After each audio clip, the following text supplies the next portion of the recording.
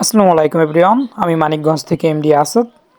খুব দ্রুত আমাদের নতুন একটা ব্রিড চলে আসবে, মানে চীনা হাঁস এবং পিকিং স্টার 13 মিশ্রিত একটা ব্রিড। অলরেডি নতুন একটা ব্রিড আমাদের কাছে আছে, সেটা পুরো বডি চীনা হাঁসের এবং মাথার অংশটা পাতি হাঁসের।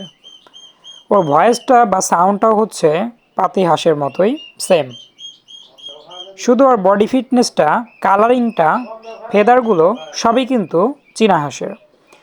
এবং খুব দ্রুত আমাদের পিকিং স্টার 13 এবং চীনা হাঁস মিশ্রিত একটা ব্রিড হবে। এখন অনেকেই বলতে পারেন আমরা কেন ক্রস করছি। আসলে ক্রস করার পিছনে একটা কারণ আছে, মানে পিকিং স্টার 13গুলা হাট বাজারে খুব একটা কিন্তু ভালো চলতে চায় না, কেবল এদের গায়ের কালারের জন্য। যে কোনো সাদা আইটেমের কিন্তু হাঁস মুরগি হাট বাজারে খুব একটা চলে না, কেবল শৌখিন হিসেবে সাদাটা ভালো চলে। আর আমরা যদি চীনা হাঁস এবং পিকিং স্টার মিলিয়ে নতুন একটা কালারের হাঁস আমরা বের করতে পারি, সেটার সম্ভবত ডিমান্ডটা বাজারে একটু পিকিং স্টারের তুলনায় বেশি থাকবে। এবং পিকিং স্টারের বাচ্চা এবং চীনা হাঁসের বাচ্চার দাম কিন্তু প্রায় সেম।